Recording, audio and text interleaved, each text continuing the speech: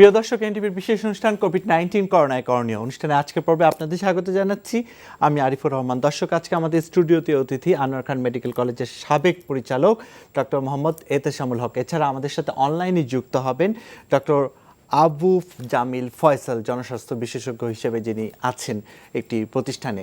দর্শক, অনুষ্ঠানের শুরুতে সব সময় আমরা কোভিড আক্রান্ত ব্যক্তিদের নিয়ে কথা বলি। এর মধ্যে নন কোভিড রোগীদেরই বা কী অবস্থা? আমাদের স্টুডিও অতিথির কাছে সে অভিজ্ঞতার কথাই শুনবো। এই মুহূর্তে এই কোভিড সিচুয়েশনে নন কোভিড রোগীরা কি ধরনের সমস্যায় পড়ছেন, বা হাসপাতালে আসলেই তাদেরকে কিভাবেই বা চিকিৎসকরা তাদের তাৎক্ষণিক চিকিৎসা দিচ্ছেন। আপনার কাছে আসবো, বলবো যে আপনি যেহেতু অনেক গুরুত্বপূর্ণ দায়িত্ব পালন করেছেন, এখনও করছেন, আরেকভাবে পালন করছেন, বলবো যে নন কোভিড রোগীদের অনেক সমস্যার কথা আমরা শুনতে পাই, সব সময় শুনতে পাই। কারণ হাসপাতালগুলোতে যাওয়া থেকে শুরু করে, টিকা দেওয়া থেকে শুরু করে, বা বিভিন্ন রোগ, যারা বিভিন্ন সমস্যা নিয়ে যায়, আপনার অভিজ্ঞতা যদি আমাদের দর্শকদের জন্য বলতেন। আচ্ছা, এখানে সবচেয়ে যেটা গুরুত্বপূর্ণ জিনিস আমি আলাপ করব সেটা হচ্ছে আমরা আজকে কোভিডে আমাদের আক্রান্তের যে হার, আর আমরা যদি নন কোভিড অন্য ইস্যুগুলো ধরি, যেমন ক্যান্সার, কার্ডিয়াক, কিডনি, এটা কিন্তু কোনোভাবেই কম না। কিন্তু আমরা কোভিড সিচুয়েশনে এমন একটা জটিল অবস্থার মধ্যে বর্তমানে আমরা পার করে দিচ্ছি, যেখানে আমাদের নন কোভিড রোগীদের ম্যানেজমেন্টটা একটু চ্যালেঞ্জিং হয়ে গেছে। এটার কারণ হচ্ছে যে আমাদের ধরেন নন কোভিড পেশেন্টরা যখন হসপিটালে আসছে, বিশেষ করে যেসব হসপিটালে আমরা কোভিড ম্যানেজমেন্টও করি, সেখানে কোভিড আর নন কোভিড আলাদা করে চিকিৎসা করা এটা একটা চ্যালেঞ্জ। তো এই চ্যালেঞ্জটার মধ্যে একটা হচ্ছে আমাদের প্রাতিষ্ঠানিক ব্যাপার।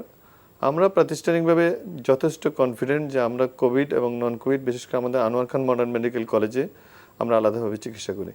কিন্তু পেশেন্টের কনফিডেন্স অথবা পেশেন্টের যে বিশ্বাস, সেটা হচ্ছে আমার এখন ক্যান্সার কেমোথেরাপি লাগবে, আমার ডায়ালিসিস লাগবে, আমার হার্টের চিকিৎসা লাগবে, কিন্তু আমি যদি করোনাতে এই অবস্থায় বাসা থেকে বের হই বা করোনা চিকিৎসার জন্য যাই, তাহলে আমি এই আমার নন কোভিড ইস্যুর পাশাপাশি আমি করোনায় আক্রান্ত হব, এবং করোনায় আক্রান্ত হয়ে বরং করোনায় আমার একটা বিপদ এসে যেতে পারে আর কি। এটা মনে করে অনেকেই কিন্তু এখনও যে তাদের নন কোভিড ইস্যুগুলো নিয়ে চিকিৎসা করতে ভয় পাচ্ছে। যেটা আমরা একটা স্টাডিতেও দেখেছি যে আমাদের ক্যান্সার পেশেন্টদের 73% এই কোভিড সিচুয়েশনে তাদের নর্মাল চিকিৎসা পাচ্ছে না অল ওভার দি ওয়ার্ল্ড। এটা কিন্তু বাইরের একটা ডাটা আমি বললাম আপনাকে। তো ঠিক আমাদের এখানেও যাদের স্কেডিউল কেমোথেরাপির দরকার, যাদের রেডিয়েশনের দরকার, যাদের আপনার সার্জারির দরকার, বিশেষ করে আমি যেহেতু অনকোলজিস্ট আমার ফিল্ডে, তারা কিন্তু একটু ভয় পায়, তারা আসতে চায় না। তারা বলে যে না, আমাদেরকে টেলিফোনে চিকিৎসা দিয়ে দেন, আমাদেরকে বাসায় চিকিৎসা দিয়ে দেন। কিন্তু কেমোথেরাপি তো আর বাসায় দেওয়া যাচ্ছে না, সার্জারি তো আর বাসায় করা যাচ্ছে না, সুতরাং তাদেরকে আসতে হবে। এখন এইখানে আমরা যে প্রোটোকলটা ক্রিয়েট করেছি বাংলাদেশের বা বাইরের, যে এখন করোনা সিচুয়েশনে নন কোভিড পেশেন্টদের চিকিৎসার জন্য রুটিন একটা টেস্ট হিসেবে আমরা করোনা টেস্টটা করে নিয়ে তাদেরকে আমরা আমাদের চিকিৎসা নিয়ে আসি। এখন প্রবলেমটা হচ্ছে এই করোনা টেস্টটা এখনও বেসরকারি খাতে একটু ব্যয়ের ব্যাপার আছে, আবার এটা অ্যাভেলেবলও না। সুতরাং সব ক্ষেত্রে রুগীরা এই টেস্টটা করে, সাপোজ কালকে তার একটা ইমার্জেন্সি অপারেশন লাগবে অথবা আজকে তার একটা কেমোথেরাপি লাগবে, কিন্তু সে আজকে করোনা টেস্ট করে আজকে সেই চিকিৎসাটা পাচ্ছে না। সুতরাং তার চিকিৎসাটা একটু ব্যয়বহুল হচ্ছে এবং ডিলেড হচ্ছে। এই পাশাপাশি যেটা আসতেছে যে এত কিছুর পরেও দেখা যাচ্ছে যে আমি যখন চিকিৎসা করতে যাচ্ছি, একটা পেশেন্ট নন কোভিড সিচুয়েশনে আমার কাছে আসলো, কিন্তু ফাইনালি তার কোভিড আমরা ডিটেক্ট করলাম। তো তাতে করে হলো কি, ইন দি মিন টাইম সে কিন্তু অনেককে ইনফেক্ট করে ফেললো। সিচুয়েশন কিন্তু এইটাও হচ্ছে। তো সব কিছু মিলিয়ে আমি যেটা বলতে চাচ্ছি, যে একসময় যেটা আমাদের সবার দাবি ছিল, বা যে সময় রুগী দেশ বা আমাদের সবাই ছিল যে না, আমরা কোভিড হাসপাতাল করব, কোভিডের জন্য সিট বাড়াবো, কোভিড রুগীদের জন্য ফ্যাসিলিটিস ডেভেলপ করব। কিন্তু বর্তমান মুহূর্তে আমি যেটা মনে করি, যেখানে আমাদের দেশে আমরা খুব সাফল্যের সাথে কোভিড সিচুয়েশান ইনশাল্লাহ মোকাবেলা করেছি, আমাদের শয্যার কোনো সংকট পরবর্তীতে হয় নাই, এখনও শয্যা খালি যাচ্ছে কোভিড রুগীদের জন্য। সুতরাং আমি মনে করি নন কোভিড সিচুয়েশানে নন কোভিড পেশেন্টদের সিচুয়েশান ক্রিয়েট করার জন্য এখন আস্তে আস্তে কিছু হাসপাতাল থেকে একদম কোভিড মুক্ত করে ফেলতে হবে, করে নন কোভিড চিকিৎসাটাকে স্ট্রেংথেন করতে হবে। হ্যাঁ, আচ্ছা, এই যে রোগীদের মধ্যে যে ভীতিটা, আমি অনেক নন কোভিড পেশেন্টদের সাথে কথা বলেছি, তাদের মধ্যে কিন্তু এক ধরনের ভীতি কাজ করছে যে যে কোনো হাসপাতালে যাবার ক্ষেত্রে, সেটা সরকারি হোক কিংবা বেসরকারি হোক, তো এই যে ভীতিটা, এই ভীতিটাকে আপনি কিভাবে দেখেন? এটা খুব জেনুইন, এটা তো আসলে ভীতিও না, আমি বলবো ইট ইজ সচেতনতা, এবং ইট ইজ ভেরি কারেক্ট। কারণ করোনা যেটা, এটা হাইলি কন্টাজিয়াস একটা ডিজিজ। করোনার আপনার যখন এফেক্টেড কোনো করোনা পার্সন, সে সিমটোমেটিক হতে পারে, সিমটোমেটিক হতে পারে, তার কাছ থেকে করোনাটা অন্যের মধ্যে খুব তাড়াতাড়ি সংক্রমিত হয়, খুব ইজিলি সংক্রমিত হয়। সুতরাং এই সংক্রমণের জন্য যেটা আমি বলবো যে ভয় না, এই সচেতনতা, এটা কিন্তু খুব এক্সপেক্টেড। কিন্তু প্রবলেমটা হচ্ছে আমি সচেতন হয়ে ভয় পেয়ে আমি কাজ করব, নাকি সচেতন হয়ে আমি ভয় জয় করে কাজ করব, এটা হচ্ছে ইম্পর্টেন্ট জিনিস। তা আমি এইখানে যেটা বলবো যে করোনার ভয়ে আমরা অন্য রোগীরা যারা ভীত বা সাধারণ জনগণ যারা ভীত, তারা ভীত হওয়া চলবে না। তারা করবে কি, তাদেরকে শিখতে হবে স্বাস্থ্যবিধি, যে আমি করোনা থেকে বাঁচতে চাই, আমি অন্য রোগের চিকিৎসা করতে চাই। সিম্পল কতগুলো জিনিস, যে আমি মাস্ক পরবো, আমি ডিস্টেন্সিং বজায় রাখবো, আমি স্যানিটাইজার ইউজ করব। এই তিনটা জিনিস আপনি করেন না, এই তিনটা জিনিস করলে তো আপনি আমি মনে করি যে একটা হিউজ পার্সেন্টেজ অফ করোনা ভীতি আপনার জয় তাহলে করতে আপনি পারবেন। বলতে চান যে যারা নন কোভিড পেশেন্ট তাদের উদ্দেশ্যে যে আপনারা ভয় না পেয়ে সচেতন হয়েই আপনারা স্বাস্থ্যবিধি মেনেই আপনারা অবশ্যই চিকিৎসার জন্য সেখানে যান, Perfect. আপনার মূল মেসেজটা এটাই। আচ্ছা, একটি বিষয় সবসময় আলোচনায় আসে, যেটা আপনার কাছ থেকে জানতে চাইবো, যে কোভিড পেশেন্টরা যখন বেসরকারিভাবে চিকিৎসা নিতে যায়, তাদের ব্যয়টা বেড়ে যায় কেন? আচ্ছা, এটা খুবই লজিক্যাল একটা ব্যাপার, আপনাকে বুঝতে হবে যে কোভিড হাসপাতাল যারা চালাচ্ছে, কোভিড হাসপাতালের ব্যবস্থাপনা নর্মাল হাসপাতাল থেকে সম্পূর্ণ ভিন্ন। কোভিড হাসপাতালে আপনার আমরা যাদেরকে রিক্রুট করি, তাদেরকে স্পেশাল ট্রেনিং থেকে শুরু করে স্পেশাল ব্যবস্থাপনা, স্পেশাল স্যালারি, স্পেশাল সুযোগ সুবিধা, এবং তাদের পুরো দায় দায়িত্ব কিন্তু কর্তৃপক্ষকে নিতে হয়। ইভেন একটা সময় আমাদের চলে গেছে, যে সময়টা অত্যন্ত কঠিন সময় ছিল, কোভিড হাসপাতালে কাজে রাজি করানোর জন্য আমরা আমাদের স্টাফদেরকে যে কতভাবে আপনার প্রণোদনা বলেন বা স্টিমুলেটেড বলেন করেছি, এটার কোনো সীমা নেই। এখন আসেন 2 নম্বর ইস্যু, যে কোভিড হাসপাতালে যারা কাজ করবে তাদেরকে আমরা পিপি বলে একটা ইকুইপমেন্ট দিচ্ছি। এইটা কিন্তু এক একজন স্টাফের জন্য ডেইলি আমার প্রায় 5,000 টাকার পিপি লাগে এক একজন স্টাফের জন্য। তারপর আসেন এই স্টাফরা কিন্তু পুরো মাস কাজ করে না, একটা নির্দিষ্ট সময় কাজ করে, তারপর আবার অফ হয়ে যায়। তারপর হচ্ছে এদেরকে বেতন বেশি দিতে হয়। এখন আসেন ভিতরে আমার যে কোভিড হাসপাতালের জন্য যেসব আমি স্টাবলিশমেন্ট করি, বিশেষ করে হাই ফ্লো অক্সিজেন, তারপরে আদার্স ইকুইপমেন্টস, ইভেন আপনার স্পেশালাইজড অনেক পরীক্ষা নিরীক্ষা, এইগুলো কিন্তু খুব ব্যয়বহুল হয়। তারপর আসেন ওষুধপত্রের ব্যাপারে একটা জিনিস আমাদের খুব ক্লিয়ারলি বুঝতে হবে, কোভিড হাসপাতালে যারা ভর্তি হয় তারা কিন্তু সিমটম নিয়ে ভর্তি হয়, উপসর্গ নিয়ে ভর্তি হয়, এবং এই উপসর্গগুলো যখন আমরা ম্যানেজ করি বা একটা পর্যায়ে রোগীদের কিন্তু এইচডিইউ আইসিইউ কেয়ার লাগে। এখন এইচডিইউ আইসিইউ অথবা ইনিশিয়াল স্টেজে যে চিকিৎসাটা হচ্ছে, এই চিকিৎসায় কিন্তু প্রচুর ব্যয়বহুল ওষুধেরও প্রয়োজন হয়। আমাদের এখনও স্ট্যান্ডার্ড অফ কেয়ার যেসব ড্রাগ আছে, এর মধ্যে অনেকগুলো ড্রাগ আছে খুব কস্টলি। তো এই সব কিছু মিলিয়ে আসলে একজন কোভিড রোগীর চিকিৎসার জন্য একটা বেসরকারি হাসপাতালকে প্রচুর ব্যয় করতে হয়। তো সেই ব্যয়ের যে উৎস, এরা কোথায় পাবে? সুতরাং বাধ্য হয়ে হয়তো রোগীদের বিলটা একটু দেখতে হয়। কারণ আবার অনেক বিষয়ে আমরা যা জানতে পেরেছি যে ওষুধের পাশাপাশি ভবনের ভাড়া একটি বিষয় থাকে, পাশাপাশি বিভিন্ন ধরনের ট্যাক্সের ব্যাপার থাকে, প্রতিটা স্টেপে স্টেপে আপনাদের ব্যয়বহুল হতে হয়। আবার অনেক অভিযোগও থাকে, সব হাসপাতাল বিপক্ষে আমি বলবো না, বেসরকারি 2-1টি হাসপাতাল আবার থাকে যে অনেক অভিযোগের খবরও আমরা পাই। সেক্ষেত্রে সরকারও আমরা দেখেছি যে বিভিন্ন সময় স্বাস্থ্য অধিদপ্তর সেটা ব্যবস্থা নিতেও আমরা দেখেছি। আপনার কাছে এখন একটু আসবো যে আপনি যেহেতু একজন ক্যান্সার বিশেষজ্ঞ, আপনার কাছে এই মুহূর্তে যখন ক্যান্সার রোগীরা মানে কি স্বাচ্ছন্দ্যে আসে, মানে তাদের ভিতরে ভীতি আছে কিনা, বা তাদের জন্য আসলে এই সময় যে অন্যান্য চিকিৎসাগুলো সেগুলো কি তারা নিচ্ছে কিনা? আচ্ছা, এটা আমি একটু ভাগ করে বলবো। মার্চে যখন প্রথম আমরা করোনা আমাদের ডিটেক্ট হলো, তখন আমাদের এই ক্যান্সার রোগী যারা ভর্তি ছিল বা যারা রোতে ছিল, এরা কিন্তু নিখোঁজ হয়ে গেল। এরা আপনার যখন 7 তারিখ আমাদের করোনা ডিটেক্ট হলো, তারপরে যখন পর্যায়ক্রমে যাচ্ছে 25 তারিখের দিকে কিন্তু আমাদের যে রুটিন ক্যান্সার পেশেন্ট এরা অলমোস্ট সব মানে হোমে চলে গেল, এরা আর চিকিৎসার জন্য আসছিল না।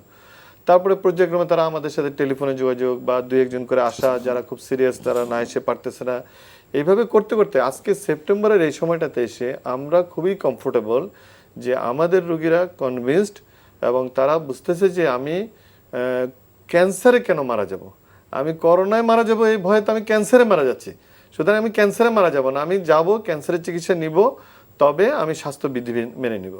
এতে করে আমাদের বর্তমানে আমার যে ক্যান্সার রোগী নিয়ে আমার যে অ্যাক্টিভিটিস, এটা অলমোস্ট আমি মনে করব যে এটা 70-80% নর্মালে চলে আসছে। আমার রোগীরা এখন আসছে এবং তারা চিকিৎসা নিচ্ছে এবং তাদের মধ্যে ওই ভয়টা আর নাই। আচ্ছা, আরেকটি বিষয় যেটা ছিল যে আমরা অনেক কোভিড পেশেন্টদের কাছে শুনেছি যে যখন প্রথম দিকে এই রোগের সংক্রমণ যেভাবে বেড়ে যাচ্ছিল, এবং সংক্রমণের সময় আমরা দেখেছি যে মানুষের ভিতরে কিন্তু একটা ভয়ানক ভীতি ছিল যে আসলে কি হবে, এবং যারা আক্রান্ত হতো তাদের অভিভাবকদেরও কিন্তু একটা বড় ধরনের ভীতি ছিল। এখন সার্বিকভাবে এই ভীতিটা কি অবস্থায়, বা যারা আক্রান্ত হচ্ছে তাদেরই বা অভিভাবকরা কেমন ফিল করে, মানে এই জায়গাগুলোতে আপনারা খুব স্বজনদের কাছ থেকে দেখেন, এই অভিজ্ঞতাগুলো যদি আমাদের সাথে শেয়ার করতেন। আচ্ছা, এটাও খুব একটা ইন্টারেস্টিং এরিয়া অফ অবজারভেশন। সেটা হচ্ছে করোনা যখন প্রথমে আমাদের চীনে আমরা শুনলাম, তারপরে ওয়ার্ল্ড ওয়াইড আসলো, বাংলাদেশে যখন আসলো, প্রথমে আমাদের সবার মধ্যে একটা কনসেপ্ট ছিল যে আমি করোনা রোগীর সান্নিধ্যে যখন যাব আমার করোনা হয়ে যাবে, আর করোনা হওয়া মানেই মরে যাওয়া, এরকম একটা ইনিশিয়ালি আসলো। যেটা আমাদের আনোয়ার খান মডার্ন মেডিকেল কলেজ হাসপাতালে আমরা যখন করোনা হাসপাতাল চালু করি, এত হৃদয় বিদারক ঘটনা আমি নিজের চোখে দেখেছি যে আপনার রিলেটিভসরা তার পেশেন্টের করোনা হচ্ছে, অ্যাম্বুলেন্সে করে এনে আমাদের ইমার্জেন্সিতে রেখে চলে গেছে, আমরা আর খুঁজে কাউকে পাচ্ছি না, ফোনে যোগাযোগ করে যে আমার রুগীটা কি ভর্তি হয়েছে কিনা এর দূরে, তারপরে আপনি আসেন আপনার রুগী দেখেন না, ভয়ে সে আসবে না, সে যাচ্ছে না। এরকম একটা সিচুয়েশন আমরা পার করে দিয়েছি যে আমার করোনা হবে, যদি আমি করোনার সংস্পর্শে যাই, সেটা আমার বাবা হোক, মা হোক, ভাই হোক, বোন হোক, সুতরাং আমার ভাই বোন বাবা মার যা খুশি তা হোক, আমি ভালো থাকি, সুতরাং আমি করোনার কাছে যাব না। এই ছিল একটা ইনিশিয়াল একটা ভিউ ছিল, বাট আমরা পরবর্তীতে দেখলাম, বিশেষ করে আমাদের আনোয়ার খান মডার্ন মেডিকেল কলেজ হাসপাতালে আমরা অত্যন্ত সুন্দরভাবে আমরা ট্রায়াস করার পরে আমাদের যেটা ইয়েলো জোন, যেটা আমরা ইয়েলো জোনে যেটা সাসপেক্ট বলে আর কি, যে আমরা করোনা সাসপেক্ট রুগীগুলো রাখি, আমরা এখন দেখি যে ওইখানে রুগীর সাথে রুগীর স্বজনরা খুব স্বাচ্ছন্দ্যের সাথে থাকে, তারা মাস্ক পরে, তারা স্যানিটাইজার নিয়ে, তারা রুগীর কেবিনে থাকে, রুগীকে হেল্প করে, রুগীর সাথে থাকে। ইভেন পরবর্তীতে আমরা দেখলাম যে যখন করোনা আমাদের যেটা করোনা মেইন বিল্ডিং, যেটা আমাদের আনোয়ার খান মডার্ন মেডিকেল কলেজ হাসপাতালে, সেখানে কিছু রুগীর লোক আমাদের কাছে এসে ক্লেম করলো যে না, আমাদেরকে আপনি রুগীর সাথে থাকার জন্য পারমিশন দিতে হবে। তা আমি তাদেরকে বললাম যে ভাই, আপনি তো ওইখানে থাকলে আক্রান্ত হবেন। বলে আচ্ছা, সেটা নাহলে মা বাবার জন্য আক্রান্ত হইলাম, আক্রান্ত হলেই তো মারা যাব না। আগে যেমন একটা ভয় ছিল আক্রান্ত হলেই মারা যাবো, এখন বলছে না, আক্রান্ত হলেই তো মারা যাবো না, হইলে হবো, অসুবিধা নেই, আমাকে আমার মা বাবার সাথে থাকতে দেন। সুতরাং ধরেন আমি নাম বলবো না, খুব হাই অফিসিয়াল একজন এই গত 10 দিন আগে আমাকে ফোন করলো যে আমার করোনা এরকম ডিটেক্ট হলো, 1 সপ্তাহ হলো। তো আমি বললাম যে ভাবি কোথায় আছে? বলে না, আমার সাথে আছে। আমি বললাম না, আপনি ভাবিকে একটু সেপারেট করে দেন। বলে না, আপনার ভাবি বলছে অসুবিধা হবে না, হইলে হবে, হয়ে যাওয়া। মানুষের ভিতরে একটা ডিফারেন্ট আবেগ চলে এসেছে মনে হয়, যে আক্রান্ত হলেই যে আমরা আক্রান্ত হব, বা মানে মানে একটা পরপারে চলে যাওয়া, এই বিষয়গুলো আর বলতে গেলে বলতে নেই। না না না না, এটা এখন মানুষ জয় করেছে। মানুষ যে করোনার সাথে বসবাস, যেটা আমাদের মাননীয় প্রধানমন্ত্রী আমাদেরকে উৎসাহিত করতেছেন, এবং আমি মনে করি আমাদের বাংলাদেশে স্ট্র্যাটেজিক্যালি আমরা যেভাবে আস্তে আস্তে সবকিছু ওপেন করে দিয়েছেন মাননীয় প্রধানমন্ত্রী বা আমাদের সরকার, যাতে করে আজকে করোনার সাথে বসবাসের ব্যাপারে আমরা কিন্তু একটা অভ্যস্ত হয়ে গেছি, এবং আমরা এটা সামাজিকভাবে, রাষ্ট্রীয়ভাবে, পারিবারিকভাবে আমরা কিন্তু একটা সুন্দর জায়গায় চলে এসেছি। আমার মনে হয় যে এখন আমি যেটা একজন বিশেষজ্ঞ হিসেবে বলবো যে করোনা নিয়ে আমাদেরকে কিন্তু একটা দীর্ঘ সময় বসবাস করতে হবে। আমি জানি না এটা কি ডিকেড কিনা, বা এটা আরো কত বছর। তো সুতরাং করোনা নিয়েই যেহেতু বসবাস করতে হবে, আমরা তো ওই ভয় পেয়ে আমাদের জীবনটাকে ওই আপনার একটা জায়গায় তুলে রাখতে পারবো না। সুতরাং আমাদেরকে আমাদের কাজ করতে হবে, রুগী দেখতে হবে, আমাদের শিল্প করতে হবে, কলকারখানায় যেতে হবে, আমরা আমাদের বাসায় থাকতে হবে, আমরা পরিবারের সাথে থাকতে হবে। কিন্তু ওই যে প্রথমে আমি যে তিনটা কথা বললাম, তিনটা সিম্পল জিনিস, একটা হচ্ছে স্যানিটাইজেশন, অথবা আমাদের যে একটা পরিষ্কার পরিচ্ছন্নতা সম্পর্কে সবাইকে একটা শেখাতে হবে আমাদেরকে। এটাতে আপনাদের মিডিয়ার বিরাট ভূমিকা আছে। এই যে আপনারা দেখাচ্ছেন যে সেফনিল দাও, এটা দাও, হাত পরিষ্কার করো, ফাইন। আরেকটা হচ্ছে মাস্ক পরতে হবে। আরেকটা হচ্ছে আমি যতদূর সম্ভব সোশ্যাল একটু ডিস্টেন্স। ডিস্টেন্সিং। আমাদের মতো দেশে আসলে এটা পসিবল না যে আপনি সবাই 3 ফিট 6 ফিট দূরত্ব নিয়ে চলবো। কিন্তু আমি যখন জানবো যে আমার পাশে একটা রুগী আছে, আর রুগী যখন জানবে আমি রুগী আছে, অন্তত ওই জায়গাটা ওদেরকে খুব রেশনালি তাকে নিজেকে দূরে সরে রাখতে হবে। আপনি আমাদের সঙ্গেই থাকুন। দর্শক, একটি বিরতি নেব। বিরতির পর আমরা বরাবরই সবসময় করোনা সংক্রমণ নিয়ে কথা বলি, আবারও বিরতির পর কথা বলবো করোনা সংক্রমণ কোন পথে। দ্বিতীয়বারের মতো আবারও করোনা সংক্রমণের খবর সরকার থেকে বলা হচ্ছে, সাবধান থাকার কথা বলা হচ্ছে। আসলে দ্বিতীয় ওয়েভে করোনা সংক্রমণ হলে তখন কি বা আমাদের সরকার ব্যবস্থা গ্রহণ করেছে বা আমাদের প্রস্তুতি কি, সবসময় আলোচনা করি। পাশাপাশি সেকেন্ড ওয়েভে করোনা সংক্রমণ হওয়ার একটি মেসেজও বারবার করে আসছে। এই বিষয়গুলো নিয়ে আমরা এখন কথা বলবো। আপনার কাছে তো আসবই, অনেকগুলো বিষয় আছে। তার আগে আমরা একটু আমাদের অনলাইনে গেস্ট ডক্টর আবু জামিল ফয়সাল, উনি হচ্ছেন পাবলিক হেলথ এক্সপার্ট, তার সাথে আমরা কথা বলবো। আপনার কাছে প্রথমেই ডক্টর জামিল ফয়সাল, আপনার কাছে যেটা জানতে চাইবো, একটা মেসেজ আসছে যে সেকেন্ড ওয়েভে আবারও করোনা সংক্রমণ হতে পারে, এই বিষয় নিয়ে আপনি কিছু বলবেন কিনা? ধন্যবাদ। এই বিষয়টা ঠিক এরকম যে আমাদের শীতকালে কিন্তু সর্দি কাশি জ্বর নিউমোনিয়া এটার কিন্তু একটা প্রকোপ থাকে, বেশি হয়। এবং মানে ইউরোপিয়ান দেশগুলোতেও এই সময় ফ্লু হয়। তো সেই জন্যই যেহেতু করোনাতে আমাদের সর্দি কাশি জ্বর হয়, তো ওইটা মনে করা হচ্ছে বা ধরে নেওয়া হচ্ছে যে ওইখানে আমাদের যে সময় নিউমোনিয়া জ্বর সর্দি কাশি বেশি হয় তখন এটারও ইয়েটা বেশি হবে, তখন একসঙ্গে মনে হবে যে অনেক করোনা ইনফেকশন হচ্ছে। তো সো দেয়ারফর এটা একটা আমাদের প্রজেকশনে আমরা দেখতে পাইছি যে this is going to happen. আরেকটা কথা আমাদের খেয়াল রাখতে হবে যে এই অবধি আমাদের করোনা ভাইরাসের কিন্তু মৃত্যুর সংখ্যাটা কিন্তু কমাতে পারিনি।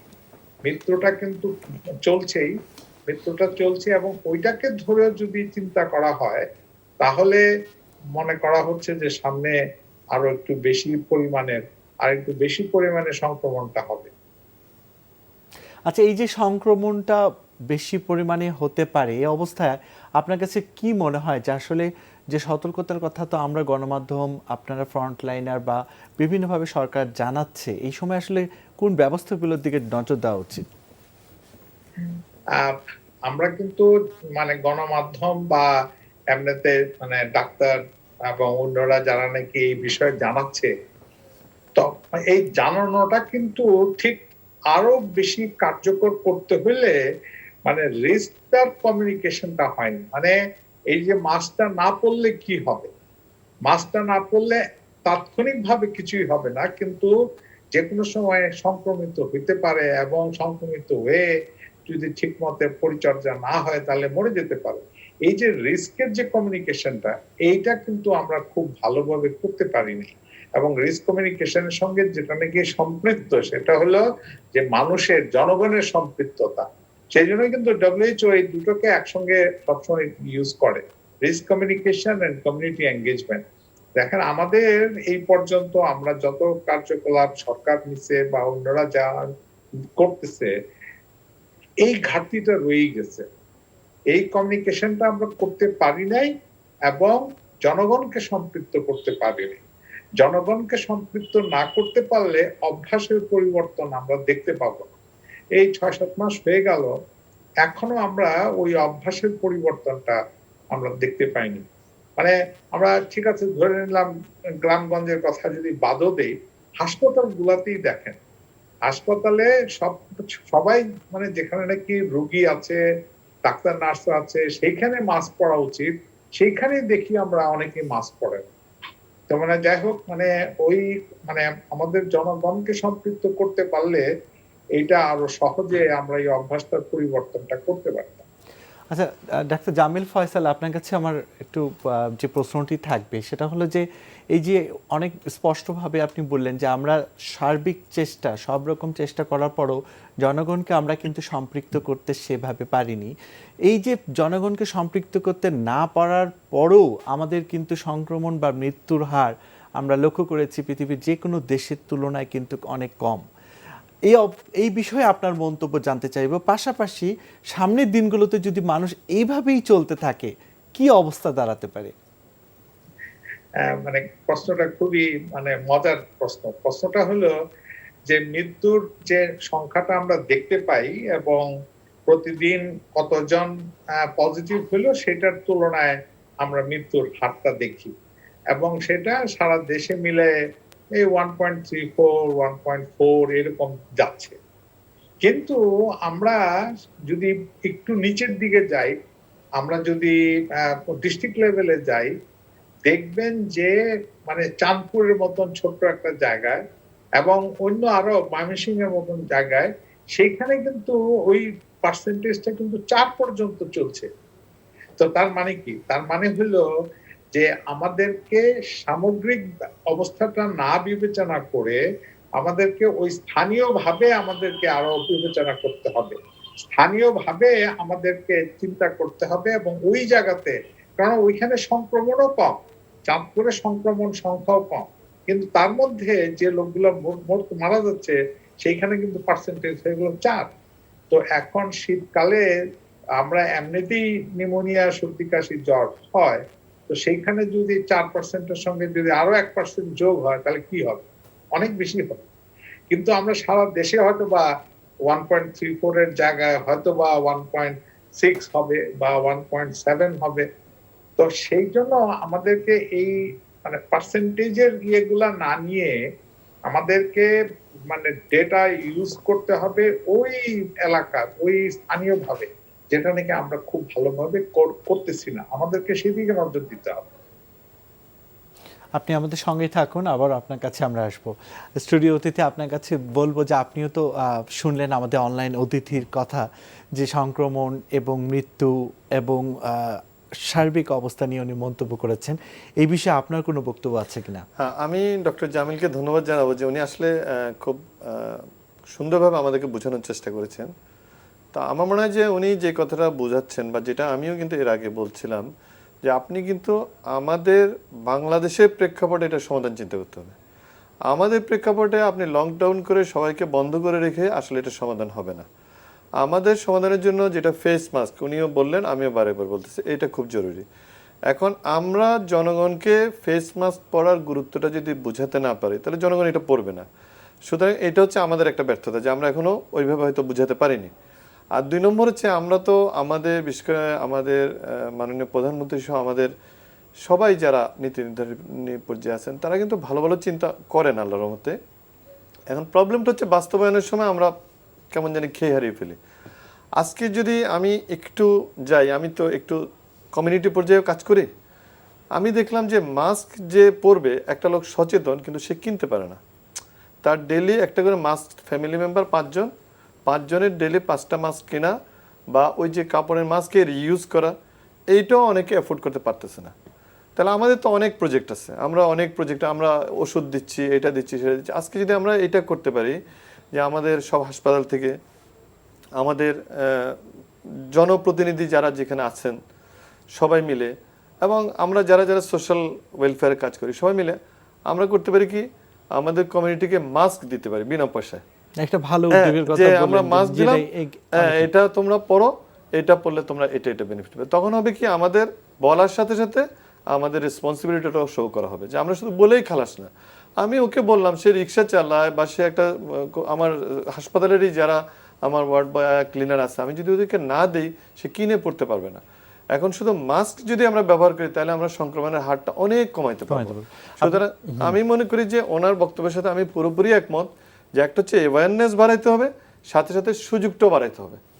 আপনার সাথে আমরা আবার আসবো, আবারও যাবো ডক্টর আবু জামিল আপনার কাছে আমার আরেকটি প্রশ্ন থাকবে যে এই যে শীতকাল নিয়ে বারবার বক্তব্য আসছে যে এখানে একটা বড় ধরনের সংক্রমণ, একটা বড় ধরনের করোনা সংক্রমণ হবে। তো এই সময়টাতে আসলে আমরা এরই মধ্যে দেখেছি গতকাল স্বাস্থ্য সচিবালয় বলেছেন যে সব ধরনের প্রস্তুতি আমাদের আছে এবং আমাদের হাসপাতাল, নার্স সব কিছুই ব্যবস্থাপনা আমরা পরিকল্পনা করেছি।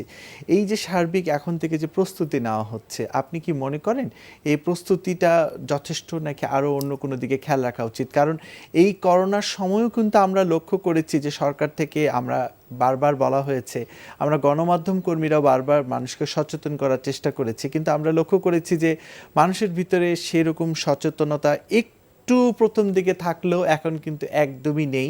একটি অংশ সমাজের আছে যারা এখনো সচেতন থাকার চেষ্টা করছে। তো এই যে আবারও যে প্রস্তুতির কথা বলা হচ্ছে সরকার থেকে, আমরাও গণমাধ্যম কর্মীরা বলার চেষ্টা করছি। তো সামনের দিনগুলোতে আসলে কি আপনি কি মনে করেন মানুষ সচেতন হবে শীতের সময়? ধন্যবাদ আপনাকে এই প্রশ্নটা করার জন্য। এখন মানুষকে সচেতন করতে হলে কিন্তু ওই যে আমাদেরকে স্থানীয়ভাবে আরো চেষ্টা করতে হবে। মানে আমি ঢাকা থেকে যে বার্তা দেব সেটা নিয়ে গিয়ে বরগুনাতে কিভাবে ওটা ওখানে ইমপ্লিমেন্ট হবে, ওখানে স্থানীয় লোকজন, স্থানীয় প্রশাসন, স্থানীয় আমাদের স্বাস্থ্যকর্মীরা, ওনাদের উপরে ছেড়ে দিতে হবে যে ওনারা কিভাবে প্ল্যান করে এটা ইমপ্লিমেন্ট করবে। এখন মাগুরাতে গিয়ে বগুড়ার জিনিসপত্র আপনি চেষ্টা করলে আপনি হয়তো বা করতে পারবেন। তো সেই জন্য স্থানীয়ভাবে প্ল্যানিং এ, লোকাল লেভেল প্ল্যানিং, এটার কথা কিন্তু সবসময় বলা হচ্ছে। আমাদের সবকিছুই প্রস্তুতি আছে, কিন্তু প্রস্তুতিটাকে প্রয়োগ করতে হলে আমাদেরকে ওই স্থানীয় লোকজন, স্থানীয় মানে আমাদের স্বাস্থ্যের যে ডাক্তাররা আছেন, নার্সরা আছেন, ওনাদেরকে নিয়ে ওই জায়গাতে কিভাবে এটাকে কার্যকর করা যায় সেটার একটা প্ল্যান করতে হবে। এবং তখন কিন্তু ওই স্থানীয় সম্পৃক্ততাও হবে জনগণের, এবং স্থানীয় প্রশাসনের, স্থানীয় লোকজনেরও মানে এই বিষয়ে তারা উদ্যোগ নিতে পারবে। সেই জন্য আমি মনে করি যে সচিব যেটা বলছে যে আমাদের অনেকগুলা প্রস্তুতি আছে, আমাদের কিন্তু ডাক্তার নার্সদের প্রশিক্ষণ হয়েছিল, এবং আমরা মানে গত 5 মাস 6 মাসে যেরকম ভাবে কোভিড হাসপাতাল চালানো হয়েছে এতে করে অনেক আমাদের দক্ষতা বাড়ছে। কিন্তু দক্ষতাটা বাড়ার পরে আবার কিছুদিন আগে কয়েকটা হাসপাতাল বন্ধ করা হয়েছে, কারণ রোগী এখন আসছে না। তো তার মানে এই না যে বন্ধ করে দেওয়ার পরে এগুলার কোনো সময় চালানো যাবে না। এটা যদি ওই স্থানীয় ওই হাসপাতালের প্রশাসনকে এবং স্থানীয় জনগণকে যদি বলা হয় যে না, আমাদেরকে আবার 7 দিনের মধ্যে এটাকে চালু করতে হবে, আমি বিশ্বাস করি যে এটা চালু করতে পারবে। কেননা তখন স্থানীয়ভাবে ওনাদের উপরে দায়িত্বটা হবে, ওনারা নিজেরা মনে করবেন যে এটা আমার কাজ, আমাকে করতেই হবে, 7 দিনের মধ্যে আবার এখানে হাসপাতালে রোগী ভর্তি করতে হবে।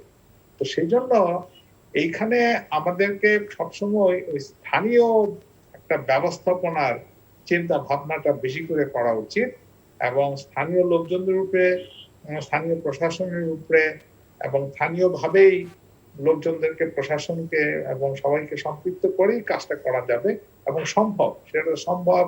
আমাদের শীতকালে আমরা এটা করতে পারবো। আপনি আমাদের সঙ্গেই থাকুন।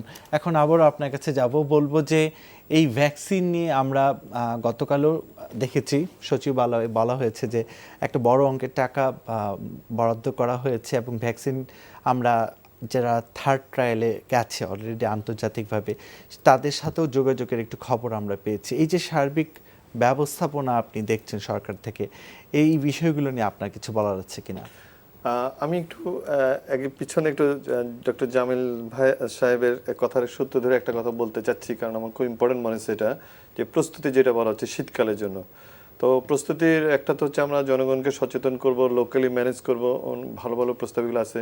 কিন্তু আমি আবারও রিকোয়েস্ট করব যে আমাদের যারা আমরা নীতি নির্ধারণী পর্যায়ে আছে, আমার মনে হয় টেস্ট ফ্যাসিলিটিসটা যত প্রত্যন্ত পর্যায়ে নেওয়া যায় তত একটা লাভ হবে। কারণ দেখেন আজকে ঠাকুরগাঁও থেকে একটা মানুষ শুধু টেস্ট করার জন্য যখন ঢাকায় আসে, তখন সে কিন্তু আস্তে আস্তে পথে কিন্তু সংক্রমণটা ছড়ায় আসতেছে। এখন সে যদি ওইখানেই জানতে পারতো যে তার করোনা হচ্ছে কি হচ্ছে না, তার মাইল্ড স্টেজ ওইখানে চিকিৎসা হচ্ছে, তাহলে কিন্তু আমরা একটা হচ্ছে আমরা জানতে পারতাম লোকালি, আর একটা হচ্ছে আমরা এখানে ম্যানেজ করতে পারতাম, আমরা সংক্রমণের হারটা কমাইতে মানে পারতাম। আপনি যেটা বলতে চাচ্ছেন যে লোকাল পর্যায়ে আসলে সবচেয়ে বেশি একদম মানে টেস্টটা আমি চাচ্ছি যে যেটা হু প্রথমেই আমাদেরকে বললো টেস্ট টেস্ট অ্যান্ড টেস্ট, সেই জায়গার থেকে কিন্তু আমরা সরে গেলে চলবে না। সেই জায়গাটাও আমাদের ধরেন আমি যেটা বললাম যে আর কয় ডিকেট করোনা থাকবে সেটা তো আমরা ঠিক জানি না। সুতরাং করোনা টেস্ট করার জন্য একটা লোককে যদি ঠাকুরগাঁও থেকে ঢাকা আসতে হয় তাহলে এটা হবে না। এটা আমাদেরকে পর্যায়ক্রমে টেস্ট ফ্যাসিলিটিসটা আমার মনে হয় প্রত্যন্ত জায়গায় নিতে হবে, নাম্বার ওয়ান। এখন আসেন ভ্যাকসিন প্রসঙ্গে আপনি যেটা আমাকে জিজ্ঞাসা করলেন, সেটা হচ্ছে ভ্যাকসিন এই করোনা মোকাবেলার জন্য একটা জুৎসই অস্ত্র। এই ব্যাপারে সারা বিশ্ব কিন্তু আজকে একমত, এবং সারা বিশ্ব এই ভ্যাকসিন নিয়ে কিন্তু একটা চেষ্টার মধ্যে আছে। তা আমাদের মতো দেশে আমাদের হচ্ছে যে আমরা তো ভ্যাকসিনটা আনবো, আমরা নিয়ে আসব। তো আপনি জানেন যে আমাদের এই দেশে আমরা অলরেডি আমাদের বর্তমান যে আমাদের স্বাস্থ্য ব্যবস্থা, আমাদের মাননীয় মন্ত্রী বা আমাদের সরকার, আমরা কিন্তু স্বাস্থ্য ব্যবস্থায় এই জায়গাটা খুব সফল যে আমরা আমাদের টিকাদান কর্মসূচিতে আমরা কিন্তু সাংঘাতিকভাবে সফল এই দেশটা। আপনি জানেন যে আমাদের ইপিআই কর্মসূচির মাধ্যমে আমরা যে ভ্যাকসিনগুলো দিচ্ছি এটা কিন্তু আমরা খুবই সফল। তো আমি যেটা ব্যক্তিগতভাবে বিশ্বাস করি যে আমাদের সরকার সাফল্যের সাথে অবশ্যই যে কোনো জায়গা থেকে ভ্যাকসিনটা নিয়ে আসবে, কারণ আমাদের সরকারের কাছ থেকে আমরা যে মেসেজটা এখন পাচ্ছি, মাননীয় প্রধানমন্ত্রীও বলছেন বা আমাদের মাননীয় স্বাস্থ্যমন্ত্রী বলছেন যে ওনারা এখানে কোনো ইস্যু না, ওনারা যেখান থেকে পান ভ্যাকসিন যেখান থেকে পাবেন সেখান থেকে আনবেন এবং যত টাকা লাগুক আনবেন। এখন প্রশ্ন হচ্ছে আনার পরে আমার কিন্তু জনসংখ্যা হচ্ছে আজকে হিউজ, আপনার প্রায় 17 কোটি জনসংখ্যা। এখন এদেরকে কিভাবে এই ভ্যাকসিনটা পৌঁছানো হবে, ভ্যাকসিন যেন আসার পর সেটা সঠিকভাবে, হ্যাঁ এইটাও সবার আগে খেয়াল রাখা উচিত। আমার মনে হয় যে এই জায়গায় আমরা যেহেতু আমাদের ইপিআই তে একটা সাফল্য আছে, আমরা যদি ইপিআই সাফল্যটাকে ধরে আগাইতে পারি তাহলে আমরা এই জায়গাটা সফল হতে পারবো। এবং আমাদের সরকারেরও ইচ্ছা আছে এবং আমরাও সাপোর্ট করি যে ভ্যাকসিনটা আমাদেরকে আনতে হবে, যেখানে হু অনুমোদন দিবে সেটা আমাদের সেখান থেকে আনবো। আপনি আমাদের সঙ্গেই থাকুন। আবারও আমরা অনলাইন অতিথি ডক্টর আবু জামিল ফয়সাল আপনার কাছে যাব। এই ভ্যাকসিন নিয়ে আপনার কোনো মন্তব্য আছে কিনা? ভ্যাকসিন নিয়ে এতিশাম ভাই যা বললেন মানে খুবই মানে যৌক্তিক, এবং এটার সঙ্গে খালি যোগ করব যে ভ্যাকসিনটা মানে ভ্যাকসিনের প্রয়োগের আগে দিয়ে অনেকগুলা ধাপ আমাদেরকে পার হতে হবে। যেমন যে আমরা ভ্যাকসিনটা কাদেরকে দেব, ভ্যাকসিন তো এমন আসবে না যে 17 কোটি ভ্যাকসিন চলে আসলো। ভ্যাকসিনটা কাদেরকে দিব ওই হাই রিস্ক পপুলেশনের ক্যালকুলেশন করে ওটাকে ঠিক করতে হবে। 2 নম্বর যে ভ্যাকসিন আমাদেরকে ঢাকায় আসলো, এয়ারপোর্টে আসলো, তারপরে সেইখান থেকে যদি এটা ওই ঠাকুরগাঁতে যদি পাঠাইতে হয়, আমাদের ট্রান্সপোর্টেশন সিস্টেমটা দেখতে হবে, কোল্ড চেইন দেখতে হবে। মানে আমাদের কোল্ড চেইন এবং এই সিস্টেমটা ঠিক মতে কাজ করবে কিনা তড়িৎ গতিতে এটা দেখা।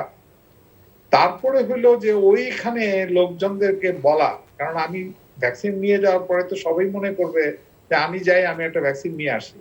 তা তো হবে না তো, কেননা আমাদেরকে ওইটাও আবার লোকজনদেরকে কমিউনিকেট করতে হবে। কমিউনিকেশনটা আমাদেরকে খুব ভালো মতো করতে হবে, যাতে করে হুড়াহুড়ি না হয়, হাসপাতালে গিয়ে লাইন দিয়ে লোকজন দাঁড়ায় গেল, এটা যেন না হয়। তারপরে হলো ওইখানে যারা নাকি ভ্যাকসিনটা দিবে তাদের কিছু প্রশিক্ষণের ব্যাপার আছে।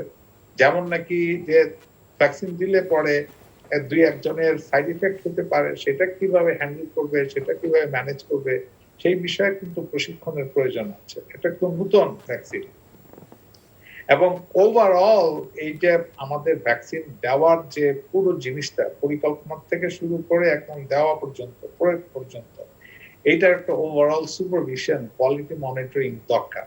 মানে এইটা হলো মানে আমরা যেটা নাকি এতিশাম ভাই বললেন, এটা কিন্তু আমরা আনার জন্য যত রকমের চেষ্টা, যা পলিটিক্স এখানে করতে হয় সবই করতেছে সরকার, এগুলো সবই চেষ্টা করতেছে, টাকা বরাদ্দ করে সবই হচ্ছে।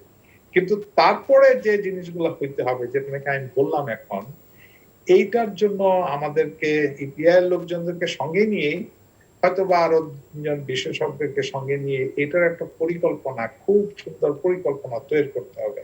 ভেরি সিম্পল, খুব জটিল কিছু তৈরি করলে হবে না। তো ওইটা আমি মনে করি যে আমাদের ডিজি হেলথ বা মন্ত্রণালয়ের লোকজনরা এই বিষয়ে নজর দিবেন। খালি আনার বিষয়ে নজর না দেওয়ার পাশাপাশি আমাদেরকে আরো যে নিচের দিকের যে কাজগুলো আছে সেগুলোর প্রতি নজর দেওয়ার অবশ্যই চেষ্টা করতে হবে। আপনি আমাদের সঙ্গে থাকুন। আপনার কাছে আবারও আসবো, বলবো যে আমরা অনেক কিছুই জানছি এই করোনা সংক্রমণকে সামনে রেখে। সেকেন্ড ওয়েভের কথাও আমরা জানলাম যে আসলে এটা হলেই সে প্রস্তুতির বিষয়েও আপনি আমাদের কথা বললেন। আমাদের চিকিৎসকদের মানে প্রস্তুতি বা স্বাস্থ্যকর্মী, স্বাস্থ্য অধিদপ্তর, মন্ত্রণালয় সব ধরনের প্রস্তুতিও আমরা জেনেছি। আপনি একদম অনুষ্ঠানে আমরা শেষ দিকে চলে এসেছি। আপনি চিকিৎসকদের জন্য, মানে অর্থাৎ স্বাস্থ্যকর্মী এবং চিকিৎসকদের জন্য আপনার যদি কিছু বলার থাকে একদম ছোট করে যদি বলতেন। আমি চিকিৎসকদের জন্য যেটা বলবো, আসলে চিকিৎসকদের জন্য না বললে আমি গণমাধ্যমের মাধ্যমে আপনাদের মাধ্যমে আমি মাননীয় সরকার প্রধানের কাছে একটা বলবো যে আমাদের চিকিৎসক ভাইরা কিন্তু আজকের এই করোনা পরিস্থিতিতে তারা প্রুভ করেছে যে তারা ওয়ান্ট টু ডু এবং দে ডিড, এবং ইনশাল্লাহ দে উইল ডু। আমি শুধু চাবো যে আমাদের চিকিৎসক ভাইদেরকে সাপোর্ট করুক, সবাই তাদেরকে হেল্প করুক, তারা কিন্তু করবে। আমি চিকিৎসকদের পক্ষ থেকে আজকে চিকিৎসক ভাইদেরকে বলবো যে আপনারা তো এই যুদ্ধে পিছপা হবেনই না, এটা আমাদের যুদ্ধ। আমরা স্বাধীনতার যুদ্ধ অনেকে করিনি, কিন্তু আমরা আজকে আমি আনোয়ার খান মডার্ন মেডিকেল কলেজের হাসপাতালের কোভিড হাসপাতালের মধ্যে প্রথম বেসরকারি হাসপাতাল আমাদের মাননীয় চেয়ারম্যান আনোয়ার হোসেন খান সাহেবের উদ্যোগে আমাদের মাননীয় প্রধানমন্ত্রীর দিক নির্দেশনা আমরা করেছি। আমি আজকে 56 বছর বয়সে কিন্তু কোভিড যুদ্ধে নিজেকে অবতীর্ণ করেছি, এবং আমি আমার ডাক্তার ভাইদেরকে অনুরোধ করবো যে আমরা এই যুদ্ধে থাকবো, আপনারা থাকবেন, আমাদেরকে এই যুদ্ধে থাকতেই হবে, আমরা জয়ী হব। ধন্যবাদ আপনাকে আমাদের আয়োজনে থাকার জন্য। অনেক গুরুত্বপূর্ণ কথা শুনলাম। অনলাইন অতিথি, আপনাকে ধন্যবাদ আমাদের এই আয়োজনে থাকার জন্য। দর্শক, একটি বিষয় অনেক কিছুই আসলো, তার মধ্যে যে নন কোভিড পেশেন্ট তাদের ব্যাপারে প্রথম দিকে যে ভীতি ছিল তারা সেই ভীতি থেকে বের হয়ে এসেছে এবং তারা চিকিৎসা নিতে যাচ্ছে। এটা সত্যি খুব ভালো লাগার একটি বিষয়। তো সকল নন কোভিড পেশেন্টদের প্রতি আবেদন থাকবে, আপনারা নিজেদের স্বাস্থ্যবিধি মেনে অবশ্যই চিকিৎসকের পরামর্শ নেবেন এবং পুনরায় চিকিৎসা শুরু করবেন, কারণ কোভিডের সাথে বসবাস করতে হবে এরকম একটি মেসেজ বারবার কিন্তু চিকিৎসকরা দিয়ে আসছে এবং বিভিন্নভাবে কিন্তু আমাদের কাছে আমরা গণমাধ্যম কর্মীরা দেবার চেষ্টা করছি। তো দর্শক, আমি আরিফুর রহমান আজকের মতো বিদায় নিচ্ছি। সবাই ভালো থাকুন, সচেতন থাকুন।